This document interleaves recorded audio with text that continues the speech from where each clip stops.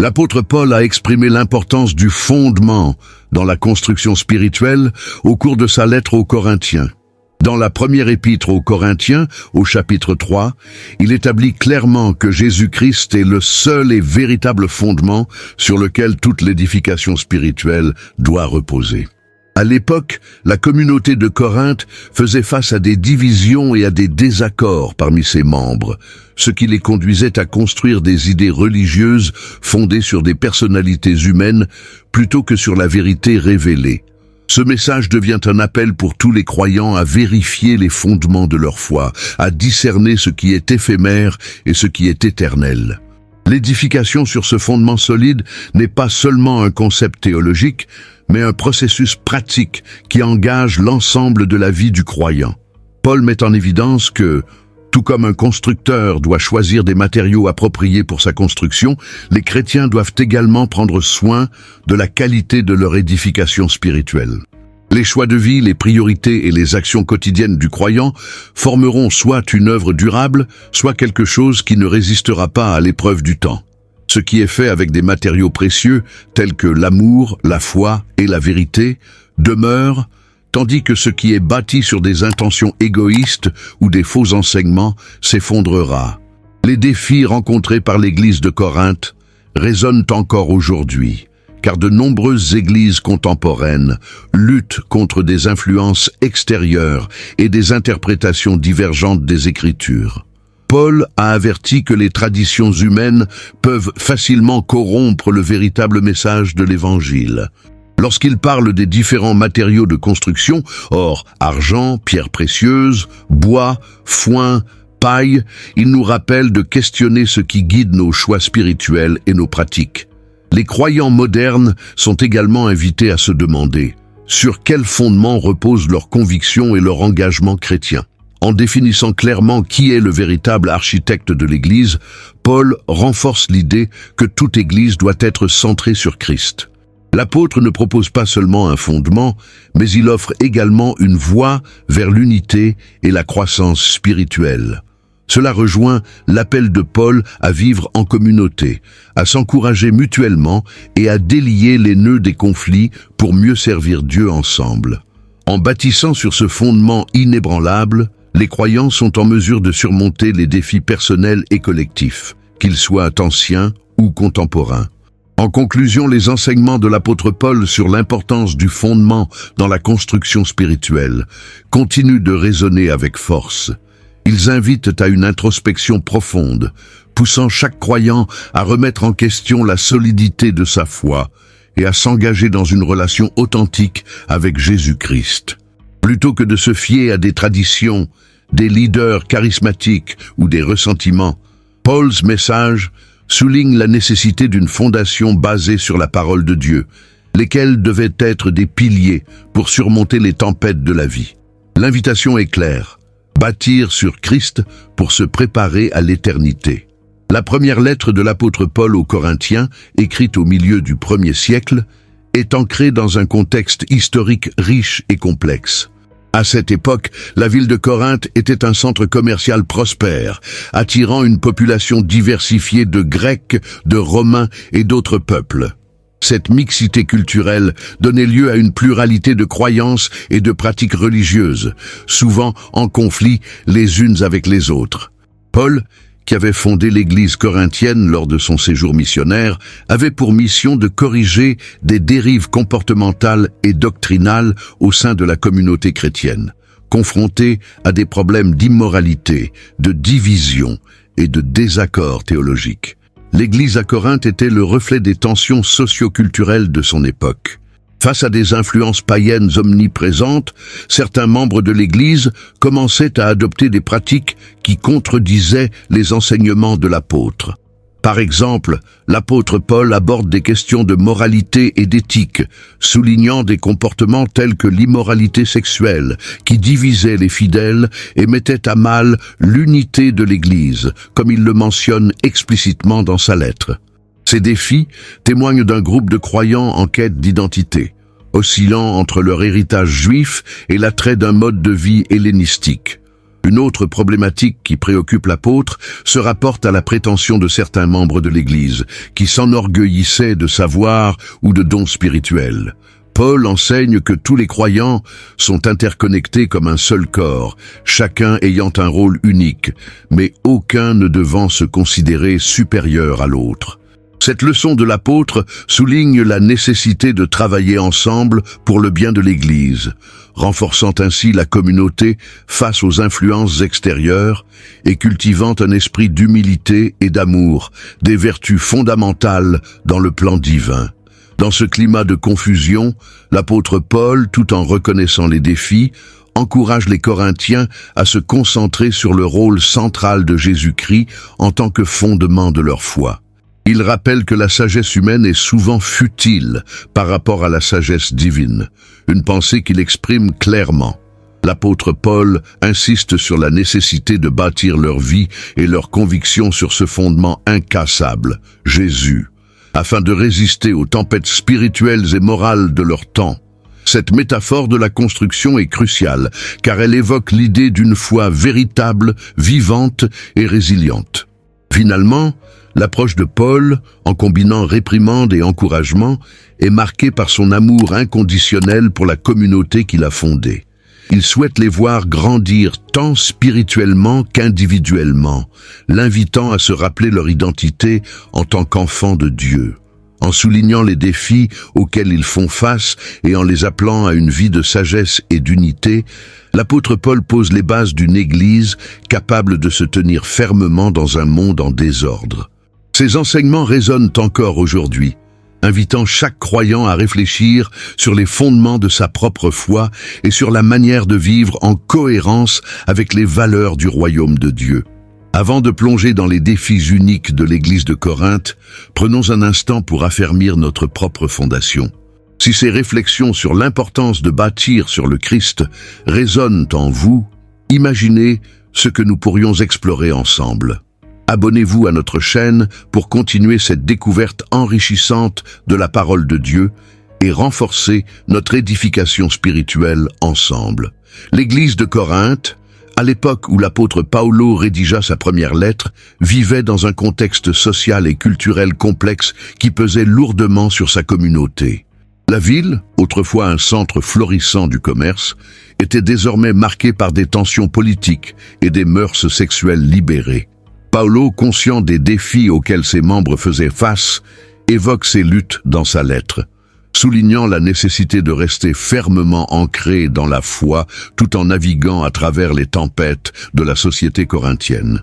Son enseignement évoque les dangers de la division et de l'immoralité, mettant en lumière les défis spirituels qui menaçaient l'unité de l'Église. Les conflits internes au sein de l'Église de Corinthe sont un des problèmes majeurs que Paolo aborde avec fermeté. La diversité des croyants, tant sur le plan social que culturel, créait une dynamique tumultueuse propice à la rivalité et à la jalousie. Dans ses écrits, il rappelle que chacun a un rôle à jouer, mais que la suprématie d'un esprit de compétition remet en question l'unité du corps de Christ. Paolo souligne que les factions qui se formaient autour de leaders charismatiques détournaient l'attention de l'enseignement central du Christ, rendant l'Église vulnérable à des disputes et des divisions. Au-delà des multiples conflits, l'apôtre Paolo fait également allusion à des cas d'immoralité qui se produisaient au sein de la communauté. Des comportements contraires à l'éthique chrétienne commençaient à devenir monnaie courante, provoquant une détérioration des relations entre les membres de l'Église. Dans un contexte où les normes culturelles et les valeurs chrétiennes s'opposaient, Paolo est ferme dans ses conseils. La moralité n'est pas une question de convenance, mais une condition essentielle pour demeurer dans la lumière du Christ. Cette exhortation à vivre une vie sainte est enracinée dans une compréhension de la transformation que la foi en Christ engendre. Les divisions sociales, exacerbées par le statut économique et l'origine ethnique des croyants, constituent un enjeu supplémentaire pour la communauté corinthienne. L'apôtre Paolo rappelle Lucien que, dans le corps du Christ, il n'y a pas de place pour les inégalités sociales. Les différences ne devraient pas engendrer de discrimination, mais au contraire, devrait être une source de richesse pour l'Église. Son message encourage les Corinthiens à transcender les distinctions de classe, renforçant l'idée que tous sont égaux devant Dieu et que l'unité en Christ doit prévaloir sur toute autre considération. Face à ces défis, les enseignements de Paolo offrent un guide précieux pour l'Église de Corinthe, mais également pour les croyants contemporains. En insistant sur l'importance d'un fondement solide, il les invite à construire leur foi sur l'enseignement du Christ, qui est intemporel et indestructible. L'apôtre Paolo leur rappelle que, bien qu'ils vivent dans une culture souvent en désaccord avec les valeurs chrétiennes, ils sont appelés à être des témoins vivants de leur foi, prouvant que l'amour et l'unité peuvent triompher des divisions et des moments d'incertitude. L'apôtre Paul, dans sa première lettre aux Corinthiens, utilise l'analogie du bâtiment pour transmettre une profonde vérité spirituelle, un enseignement qui résonne encore aujourd'hui. Il évoque l'importance de construire sur un fondement solide, en soulignant que ce fondement est Jésus-Christ lui-même. Au 1er siècle, les Corinthiens, une communauté dynamique mais souvent conflictuelle, étaient confrontés à de nombreux défis, notamment des divisions internes et des influences extérieures qui menaçaient leur unité. Par cette métaphore, Paul les appelle à examiner les bases de leur foi et à s'assurer qu'elles soient fermement ancrées en Christ, ce qui demeure essentiel pour toute communauté chrétienne. Dans le contexte de l'époque, la construction était un métier reconnu pour sa difficulté. Les artisans devaient choisir des matériaux appropriés et faire attention à la qualité de leur ouvrage. L'apôtre Paul attire l'attention sur ce processus, en mentionnant des matériaux tels que l'or, l'argent et les pierres précieuses, en contraste avec du bois, de l'herbe et de la paille.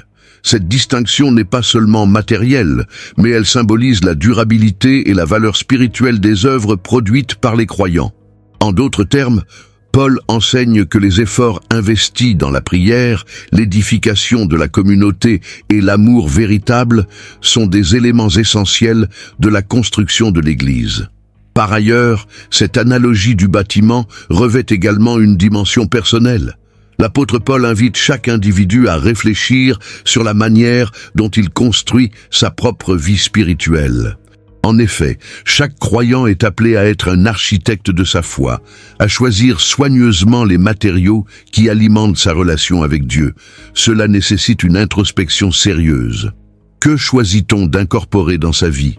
Les choix faits dans la prière, l'étude des Écritures et les interactions avec les autres détermineront la solidité de cette construction spirituelle. Par conséquent, Paul n'encourage pas simplement des constructions collectives, mais également individuelles, afin que chaque membre de la communauté soit un édifice solide. De plus, l'une des leçons clés de cette analogie réside dans le jugement qui attend chaque construction. Paul explique que, lorsque le feu viendra tester l'œuvre de chaque personne, seules les constructions construites avec des matériaux durables résisteront.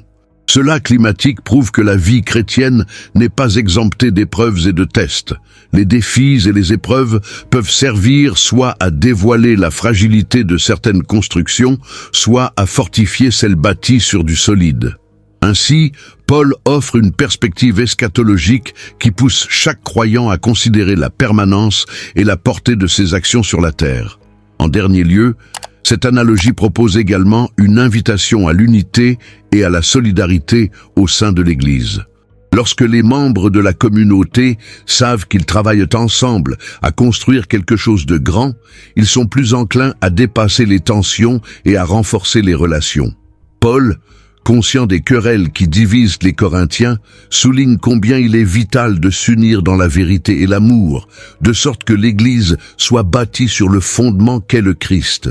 En cultivant cette union, chaque membre contribue à un édifice fort qui enchante le monde, incarnant ainsi les enseignements de l'apôtre Paul dans la vie quotidienne, tout en aidant à construire non seulement des vies individuelles, mais aussi une communauté chrétienne vibrante, unie et harmonieuse. Dans la première épître aux Corinthiens, le apôtre Paul aborde avec une grande profondeur la question des matériaux de construction spirituelle, notamment l'or, l'argent et les pierres précieuses. Dans un monde où la rivalité et la division marquaient l'Église de Corinthe, il souligne l'importance des fondations solides sur lesquelles chaque croyant est appelé à bâtir sa foi.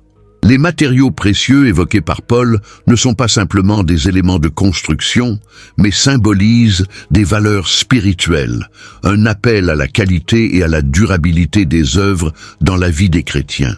Paul enseigne que la manière dont chacun construit sur le fondement de Christ détermine la valeur et la pérennité des résultats de son ministère. Cette métaphore des matériaux de construction exhorte à vivre une foi authentique, fondée sur des principes solides, tels que l'amour, la vérité et l'humilité. Dans un contexte historique où la culture corinthienne était profondément influencée par des valeurs matérielles et éphémères, il est crucial de comprendre que pour Paul, l'or et l'argent représentent des actions et des motivations pures, tandis que les pierres précieuses sont des gestes authentiques d'amour et de service envers autrui. À l'opposé, Paul met également en garde contre l'utilisation de matériaux de moindre qualité, qui symbolisent les comportements déplaisants ou les motivations égoïstes. Cette dualité invite chaque croyant à examiner ses actions et ses intentions, à s'interroger sur la profondeur de sa fidélité à l'appel de Christ. Ainsi, la référence aux matériaux inférieurs n'est pas simplement une critique, mais plutôt un encouragement à élever le niveau de l'engagement spirituel des membres de l'Église, à bâtir non sur des bases fragiles, mais sur des principes durables qui inspirent une foi vivante et active. Dans la réalité contemporaine, cette exhortation de Paul trouve un écho puissant. Les défis éthiques et spirituels que rencontrent les chrétiens d'aujourd'hui peuvent facilement les entraîner vers des choix temporaires et superficiels. Mais comme Paul l'illustre, bâtir avec de l'or, de l'argent et des pierres précieuses revient à vivre selon les priorités divines. Les actions entreprises avec intégrité, guidées par l'amour et la sagesse, sont celles qui offrent une contribution significative au royaume de Dieu et qui résisteront à l'épreuve du temps. En fin de compte, le message de l'apôtre Paul dans cet épître est clair. Chaque action pour Christ est une pierre ajoutée à la fondation de l'Église. Les croyants sont appelés à choisir avec soin leurs matériaux de construction, non seulement pour leur propre croissance spirituelle, mais aussi pour l'édification de la communauté chrétienne. Dans cet esprit, la réflexion personnelle et la prière deviennent essentielles pour discerner comment, aujourd'hui, chacun peut participer à cette œuvre divine fondée sur l'amour et la vérité, et ainsi contribuer à un édifice spirituel qui durera pour l'éternité. Dans sa lettre aux Corinthiens, l'apôtre Paul aborde des enjeux cruciaux concernant la manière dont les croyants construisent leur vie spirituelle. Lorsque Paul évoque le fondement incassable, il met en exergue l'importance de bâtir sur Christ, plutôt que sur des éléments instables. Les conséquences de bâtir sur un fondement instable peuvent s'avérer désastreuses. En effet, Paul se rend compte que certains Corinthiens mettent leur confiance dans des leaders charismatiques ou des philosophies humaines, créant ainsi des divisions et des discordes au sein de la communauté. Cette situation illustre le danger que représente le choix d'un fondement peu fiable pour les croyants dans leur foi. Dans le contexte historique, la ville de Corinthe était un carrefour commercial et culturel, exposant les croyants à une pléthore de philosophies et de religions. L'apôtre Paul souligne que, comme un constructeur qui choisit des matériaux pour son édifice, les chrétiens doivent sélectionner soigneusement ce sur quoi ils fondent leur foi. En se laissant séduire par des doctrines erronées ou des influences extérieures, ils courent le risque de voir leur édifice spirituel s'effondrer devant les défis de la vie. Ainsi, Paul exhorte les Corinthiens à garder les yeux fixés sur le Christ, leur unique fondement solide. Cette mise en garde de Paul résonne aussi profondément aujourd'hui.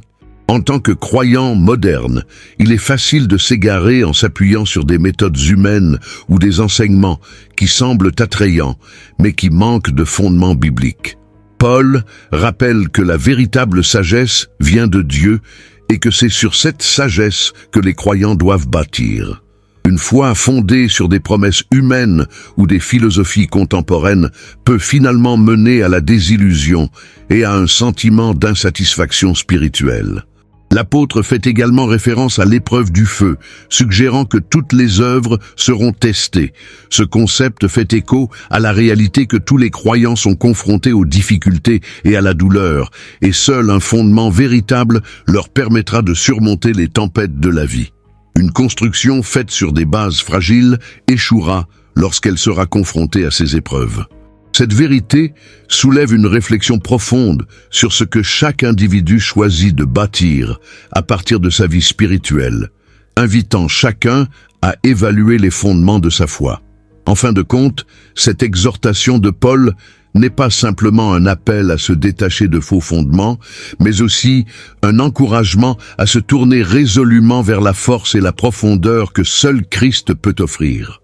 Les conséquences de bâtir sur du sable au lieu d'un roc peuvent être gravissimes, affectant non seulement la vie individuelle du croyant, mais aussi la santé de la communauté de foi tout entière.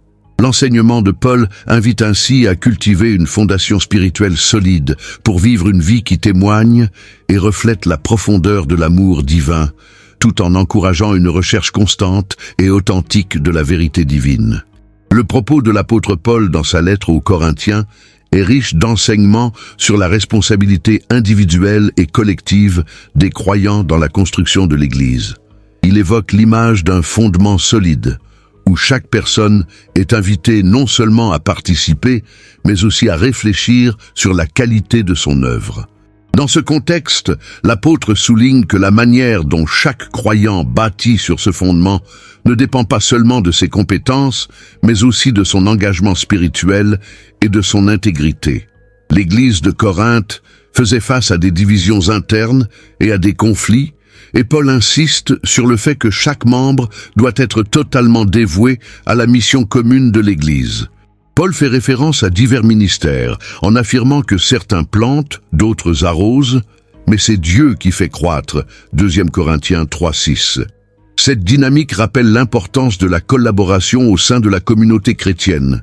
Chacun, avec ses talents uniques et son histoire personnelle, est appelé à contribuer à l'édification de l'Église. Cela pose une question cruciale aux chrétiens modernes. Comment chacun peut-il, avec ses propres dons, participer à ce projet collectif?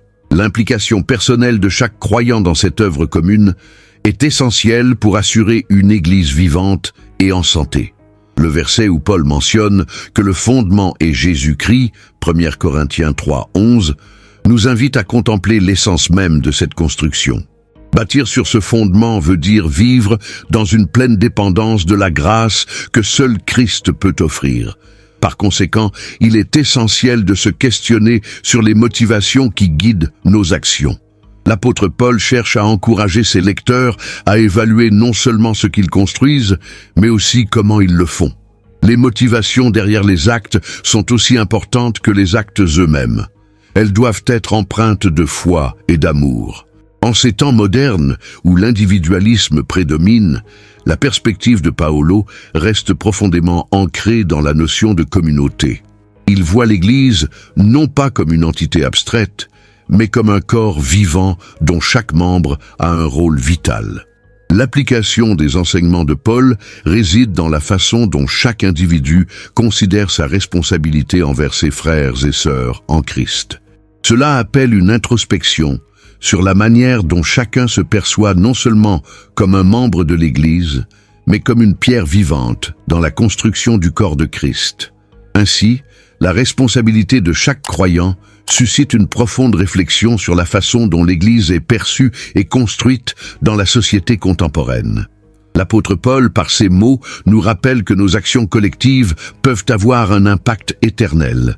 La véritable question repose sur cette capacité à bâtir ensemble, avec amour et unité, tout en reconnaissant le rôle unique que chacun joue à travers ses dons et talents.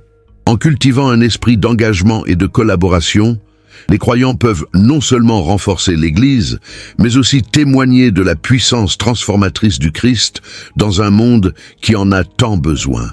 Dans sa première lettre aux Corinthiens, l'apôtre Paul aborde un sujet fondamental concernant le fondement sur lequel les croyants bâtissent leur vie spirituelle. En soulignant l'importance de ce fondement, Paul n'hésite pas à rappeler à l'Église de Corinthe que le seul et véritable fondement est Jésus-Christ lui-même. Cette déclaration résonne encore aujourd'hui, car elle rappelle à chaque chrétien l'urgence d'établir sa foi sur des principes solides, éloignés des pratiques bancales, souvent observées à son époque.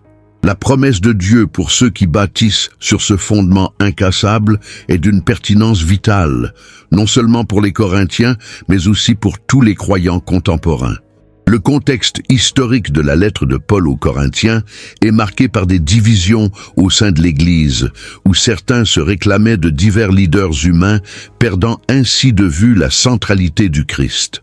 En faisant référence à ce phénomène, Paul explique qu'en construisant sur un fondement humain, les croyants risquent de voir leur édifice spirituel s'effondrer. Ce discours n'est pas seulement une critique des factions, mais un cri du cœur pour que l'Église retrouve une véritable unité en Christ. Ainsi, il ouvre les yeux des Corinthiens sur la nécessité d'un engagement envers le Christ fiable et éternel plutôt qu'envers des enseignements temporaires. De plus, l'apôtre Paul évoque les conséquences de bâtir sur de mauvais fondements en utilisant des métaphores puissantes pour exprimer les dangers de cette pratique. Il encourage ses lecteurs à évaluer minutieusement les matériaux qu'ils utilisent pour leur édifice spirituel. La promesse de Dieu pour ceux qui choisissent le bon fondement est que malgré les tempêtes et les épreuves, leur foi ne sera jamais ébranlée. Cette assurance de stabilité divine se traduit par une paix intérieure et une force dans l'adversité, des qualités indispensables dans un monde souvent chaotique. L'invitation à construire sur le bon fondement va au-delà des simples mots. Elle demande une application active dans la vie quotidienne. Paul exhorte les croyants à se nourrir des enseignements de Christ, à vivre selon les valeurs du royaume de Dieu et à partager cet héritage spirituel avec les autres. Ce processus de construction spirituelle est un chemin de sanctification, un parcours qui nécessite engagement et persévérance. La promesse divine qui accompagne cet effort est une transformation intérieure profonde et un témoignage puissant de l'œuvre de Dieu dans la vie des croyants. Enfin, l'apôtre Paul évoque l'idée que chaque action entreprise en Christ a des conséquences éternelles. Dans cette perspective, bâtir sur le solide fondement de Jésus-Christ n'est pas juste une recommandation, mais un appel à vivre une foi qui porte des fruits durables. La promesse de Dieu se manifeste par la capacité de chaque croyant à témoigner de sa grâce et de sa véracité dans le monde. Ce véritable fondement devient non seulement une source de force personnelle, mais également un havre pour ceux qui cherchent la vérité et l'espoir dans un monde incertain. Dans sa première lettre aux Corinthiens, l'apôtre Paul aborde un sujet fondamental: l'appel à l'unité et à la solidité au sein de la communauté chrétienne. L'Église de Corinthe, riche en diversité mais aussi en division, affrontait des tensions internes dues à des rivalités entre ses membres. Paul, conscient de ces défis, les exhorte à se rassembler autour d'un même fondement qui est le Christ. Il leur rappelle que chacun a un rôle à jouer dans le corps de l'Église, mais que c'est en s'attachant à l'enseignement de Jésus qu'ils pourront vraiment construire une communauté forte et unie. En cette matière, les mots de Paul résonnent avec une pertinence particulière dans le monde moderne, où des factions au sein des églises continuent de surgir. L'apôtre souligne que la division affaiblit la force de la foi collective. Dans son exposition, il évoque les conséquences nocives des factions, rappelant que celui qui sème la discorde ne récolte que frustration et isolement. Pour Paul, bâtir sur le fondement du Christ n'est pas simplement un idéal abstrait, mais une réalité concrète qui exige un engagement actif. Lorsqu'il s'agit d'être unis, il ne s'agit pas d'effacer les différences, mais de les transcender en mettant de côté les égos au profit d'un objectif commun: glorifier Dieu à travers le service mutuel et l'amour fraternel. Une des grandes leçons que l'on peut tirer de l'enseignement de Paul est l'importance de la foi personnelle, ancrée dans la vérité. La solidité de la communauté ne peut se construire sur des bases de charisme ou de popularité, mais sur l'adhésion aux vérités révélées par le Christ. Comme Paul l'enseigne, chaque croyant est un maillon de la chaîne, et c'est en s'appuyant sur un fondement inébranlable que la chaîne peut être à la fois solide et souple. Le Christ, en tant que rocher, offre une stabilité sur laquelle chacun peut s'appuyer, indépendamment des circonstances que chaque personne peut traverser. Cela insuffle une nouvelle dynamique à la communauté, où l'unité devient son témoignage le plus puissant. Il est essentiel de considérer ici que cet appel à l'unité de Paul n'est pas simplement un idéal à atteindre, mais une exigence pratique pour chaque chrétien. En tant que membres d'une même famille spirituelle, les croyants sont encouragés à se porter les uns les autres, à se soutenir en prière et à œuvrer ensemble pour la paix. L'unité nécessite des sacrifices, des efforts et surtout un regard bienveillant envers les autres. Paul, en prêchant cette vérité, montre au peuple de Corinthe qu'ils ne sont pas seuls dans leur lutte et qu'une force collective peut émaner de leur engagement commun envers le Christ. En somme, l'appel de Paul à l'unité et à la solidité au sein de l'Église de Corinthe est une invitation qui traverse le temps. Les défis d'alors résonnent encore aujourd'hui dans les cœurs des croyants qui sont parfois tentés par des querelles et des divisions. La voie de l'unité, telle que Paul la prêche, est celle de l'amour, de la compréhension et du dépassement de soi. En cultivant cette harmonie, les chrétiens d'hier comme ceux d'aujourd'hui découvrent non seulement la force de leur communauté, mais également la profondeur de leur foi, bâtissant ainsi ensemble sur le fondement inébranlable qu'est le Christ. Aujourd'hui, nous avons exploré le puissant message de 1 Corinthiens 3, qui nous rappelle l'importance de bâtir sur le fondement incassable que est Jésus-Christ. Retenez bien que notre engagement dans cette construction spirituelle déterminera la solidité de notre foi face aux tempêtes de la vie. Réfléchissez à la manière dont vous pouvez renforcer votre fondation aujourd'hui. Et si cette vidéo vous a inspiré, n'hésitez pas à vous abonner pour plus d'études bibliques, à laisser un j'aime et à partager vos pensées ou questions dans les commentaires ci-dessous. Merci de nous avoir rejoints et à la prochaine fois pour d'autres éclaircissements précieux sur la parole de Dieu.